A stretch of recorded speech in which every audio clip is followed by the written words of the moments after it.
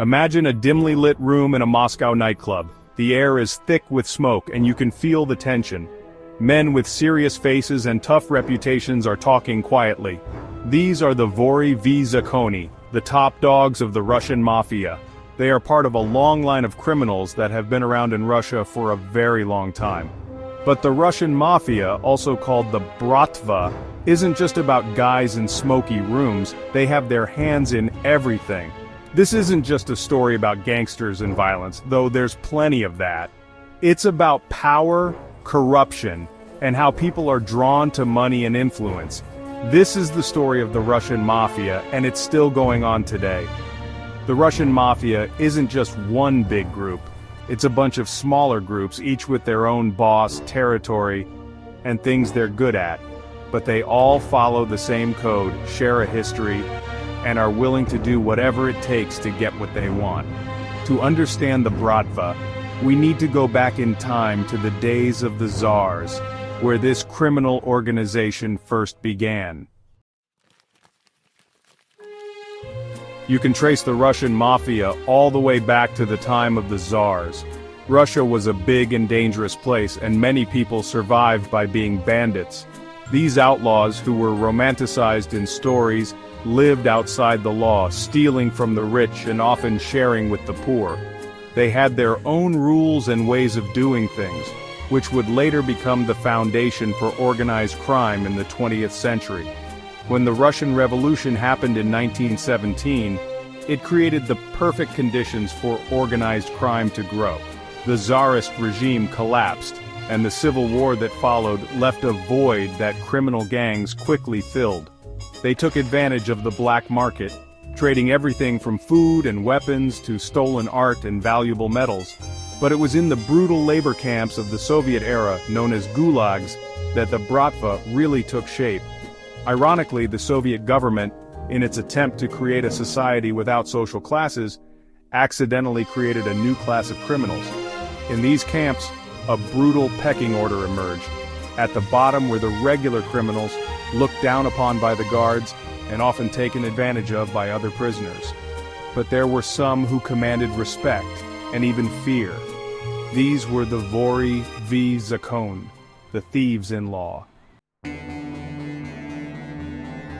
The Vory v Zakon weren't your average crooks. They had a strict code of conduct that forbade cooperating with the authorities and emphasized loyalty to their fellow criminals. They had their own rituals, language, and tattoos, marking them as members of a brotherhood that existed even within the confines of the Gulag. The Vory gained power within the camps, controlling the flow of goods and services, and offering protection to those who paid up. The Gulag became a training ground for the Russian Mafia, turning them into a powerful and ruthless organization. When the Soviet Union collapsed in 1991, the Vory were released, bringing their skills, connections, and ruthlessness to a society in chaos. The collapse of the Soviet Union was a pivotal moment for the Bratva. With the old rules gone and a new class of wealthy oligarchs emerging, it was like a gold rush for criminals. The Bratva quickly took control of industries that were being privatized. They forced their way into banking, oil, gas, and anything else that promised profit. Violence became a tool to intimidate rivals, enforce agreements, and silence anyone who dared to get in their way. Corruption was everywhere, with government officials at all levels accepting bribes. Section 4. Faces of the Underworld, Infamous Figures and Their Deeds. Leading this criminal empire were men whose names became synonymous with power and brutality. Men like Semion Mogilevich, known as the Brainy Don for his sharp mind, are said to control vast criminal networks that span across continents. Mogilevich, believed to be hiding in Moscow under the protection of powerful friends, has avoided being caught by international authorities for decades.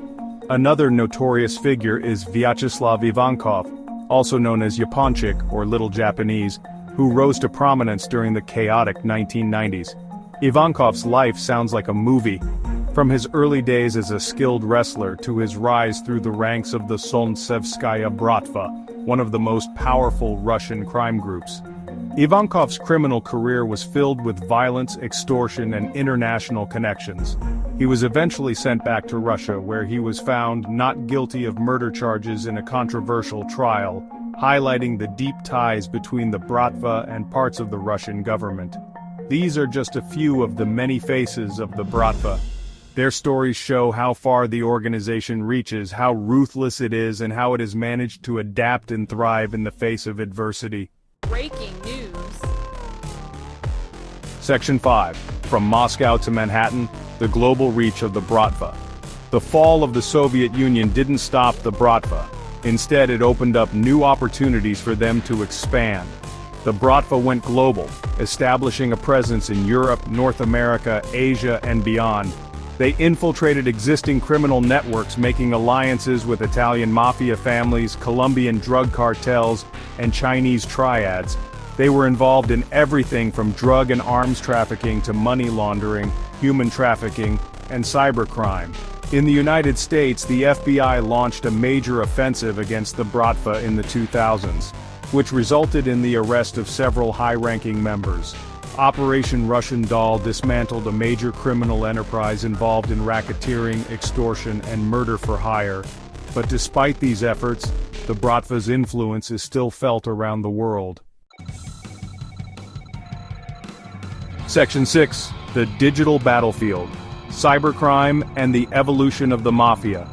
The 21st century has brought new challenges and opportunities for organized crime. The rise of the internet and the digital economy has created a vast new world for criminal activity, and the Bratva has been quick to adapt.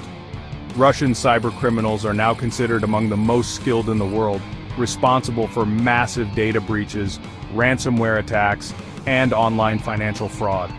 They operate with a level of freedom that is concerning, often targeting businesses and institutions in the West while enjoying a degree of protection from prosecution within Russia. The line between the traditional world of organized crime and the digital underworld is becoming increasingly blurred. The Bratva has shown a remarkable ability to adapt and evolve, embracing new technologies and exploiting the weaknesses of the digital age. This adaptability poses a significant challenge for law enforcement agencies around the world. Section 7. An enduring shadow, the legacy and ongoing threat of the Bratva. The story of the Bratva is far from over. The Russian Mafia remains a powerful force, both within Russia and on the global stage.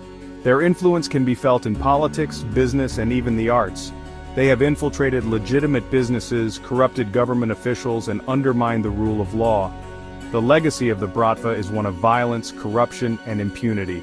Combating this pervasive criminal network requires a concerted international effort. Intelligence sharing, joint operations, and targeted sanctions are essential tools in this fight. But perhaps the most important weapon is awareness. By understanding the history, the methods, and the motivations of the Bratva, we can begin to dismantle their networks and disrupt their operations. Only then can we hope to lift the shadow that has hung over Russia and the world for far too long.